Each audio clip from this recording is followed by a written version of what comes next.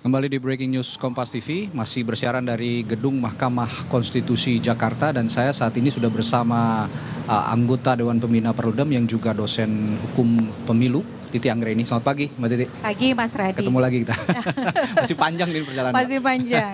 Ini kalau ada beberapa ahli yang sudah dibocorkan kayaknya tadi ya, ada ahli hukum tata negara Universitas Andalas Charles Simabura, lalu guru besar psikologi politik Universitas Indonesia Profesor Hamdi Muluk, lalu juga ahli hukum tata negara yang juga dekan Fakultas Hukum ya, Universitas Brawijaya Aan Eko Widiarto.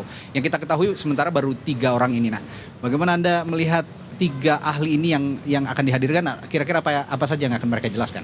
Ya, yang pasti berkaitan dengan dalil yang dikemukakan oleh pemohon pasangan calon nomor 3 ya, atau pemohon nomor 2 perkara Pilpres nomor 2. Di dalam permohonan mereka kan mereka menyoroti soal keabsahan pencalonan Gibran terkait dengan adanya putusan DKPP sebagai tindak lanjut putusan MK nomor 90. Tadi ada Dr. Charles Simabura, itu memang juga salah satu ahli yang dihadirkan pengadu saat persidangan di DKPP.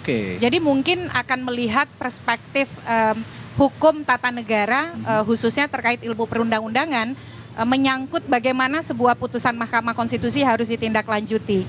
Jadi saya duga titik beratnya pasti akan ke sana. Lalu juga kalau kita lihat Prof. Aan ya, Dr. Aan, ini kan beliau ahli di hukum tata negara, ilmu perundang-undangan, hukum acara Mahkamah Konstitusi, ilmu negara dan lain sebagainya.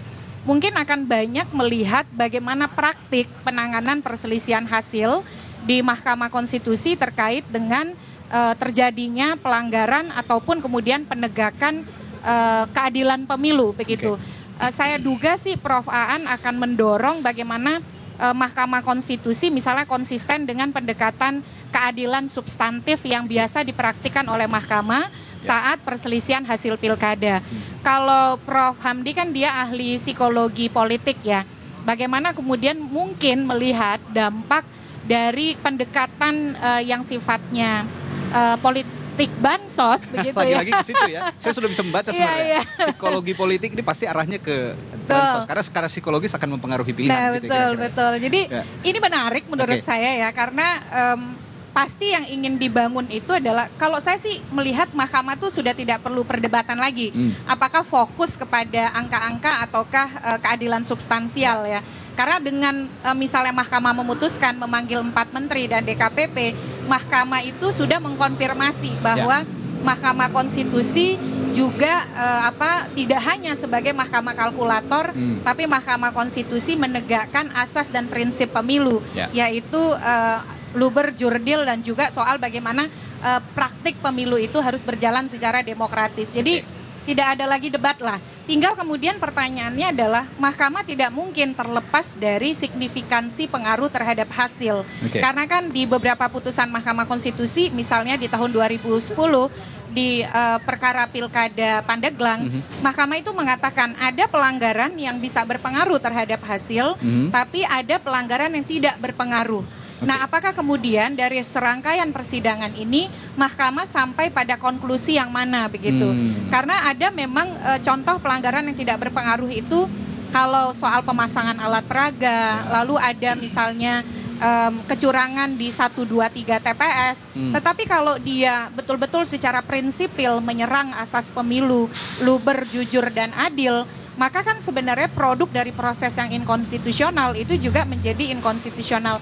Saya kira akan menarik, sebenarnya kita sudah mulai panas nih kemarin, bagaimana kita melihat hari ini nomor 3 dan akan menarik lagi besok ya soal KPU. Saya kira KPU tidak akan banyak bicara soal yang didalilkan di luar tugas KPU, mereka akan mempertegas bahwa KPU sudah bekerja benar. Dan nanti di hari Kamis nomor 2 dalam hal ini pihak terkait ya pasangan calon Prabowo Gibran, saya kira akan tampil atau menampilkan bantahan-bantahan terhadap saksi atau ahli yang dihadirkan oleh para pemohon. Ya, ini akan menjadi hari yang dinamis ya dan menantang dari sisi keilmuan hukum pemilu ataupun hukum tata negara. Selain itu saya tadi menyimak ada ekonom bidang pertanian dan juga pakar IT. Ya. Ini relevansinya apa kalau ekonomi bidang pertanian kira-kira kalau Mbak Titi? Karena bansos itu kan ditingkatkan karena dampak El Nino. El Nino tadi Nah, alasannya jadi, betul. Karena kan kalau alibinya El kita Nino, ya? dengar kemarin itu ada pernyataan dari Faisal Basri ya. Ya.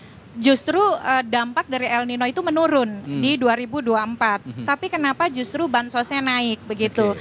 Nah, ini mungkin akan mengukur rasionalitas sebuah kebijakan terkait dengan ekonom yang memang ahli di pertanian. Ya. Soal IT ya, apalagi kalau bukan Sirekap ya, pembahasan soal ada algoritma yang mengunci suara pasangan nomor 3 Ganjar Mahfud tetap di angka 17% begitu. Jadi mudah-mudahan tidak terlalu banyak menghabiskan waktu di Sirekap ya, karena bagi saya itu mudah sekali dibantah, ujung-ujungnya pasti itu alat bantu. Ya, saya sudah memprediksi itu. Pasti nanti alibinya ini kan hanya alat bantu. Nah, menurut saya nomor 1 tuh kemarin berlebihan ya, karena sampai 2 ahli membahas Sirekap dan ya dan arah misalnya ketika penyampaian Prof Eni pun dikaitkan dengan situng di 2019 gitu.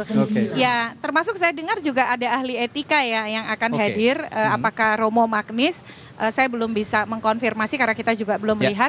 Tapi akan menarik itu melihat warna persidangan karena konfigurasi ahlinya ternyata cukup mewakili cukup variatif dan lengkap gitu. Jadi dari berbagai sisi. Kalau kemarin saya melihat dari tim hukum Anies Muhaimin kebanyakan ahli hukum tata negara. Kalau sekarang lebih variatif saya lihat ini ahli-ahli yang dihadirkan. Ini dari sisi ahli yang dihadirkan dengan varian-varian ahli yang dihadirkan. Yang ingin dikonklusikan dari ahli ini, yang ingin di-wrap gitu dari tim hukum Ganjar Mahfud apa kira-kira? Bahwa hasil pemilu yang ditetapkan KPU itu produk dari sebuah proses yang diklaim atau didalilkan oleh nomor 1 dan nomor 3 bermasalah. Nah, tinggal kemudian masalah itu secara fundamental apakah betul-betul menyerang prinsip-prinsip pemilu yang konstitusional. Nah, ini kan saksi dan ahli itu salah 2 saja dari 7 alat bukti. Ada alat bukti lain berupa surat atau tertulis, keterangan para pihak, keterangan pihak lain. Hari Jumat akan ada 4 menteri dan DKPP dihadirkan. Dan juga ada alat bukti lain, apakah misalnya surat menyurat elektronik, video, dan lain sebagainya.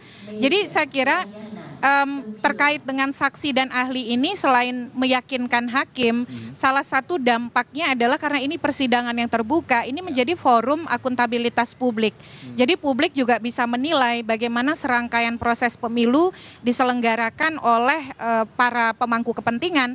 Meskipun kemudian rangkaian ini kan nanti endingnya dari sisi mendengarkan para pihak ya dan juga pembuktian itu hari Jumat.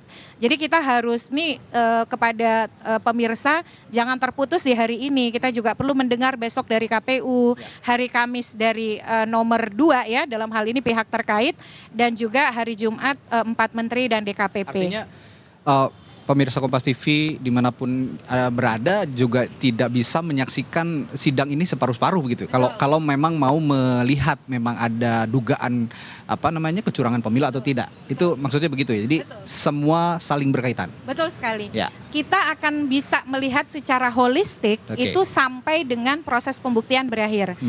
Kalau tidak ada keterangan pihak lain tambahan itu maka Jumat kan merupakan proses terakhir dari pembuktian. Nah, jadi kita juga harus menunggu begitu. Selain itu tadi saya sudah sampaikan alat bukti itu ada 7 ya.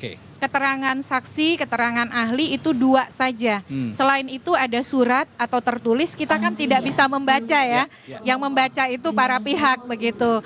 Nah, ada keterangan pihak lain itu juga akan kita dengar hari Jumat. Lalu juga ada alat bukti lain, tentu kita juga tidak sepenuhnya bisa melihat begitu kalau tadi kita perhatikan hilir mudik ya membawa berkas-berkas begitu.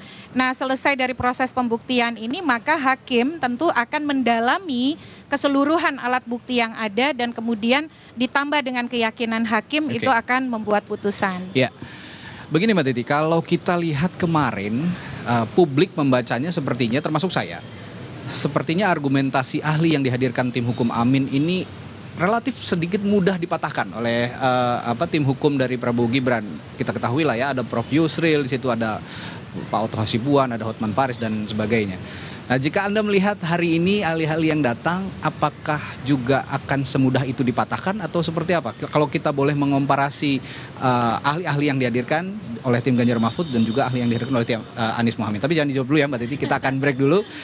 Sesaat lagi di Breaking News Kompas TV dari Gedung Mahkamah Konstitusi. Tetaplah bersama kami.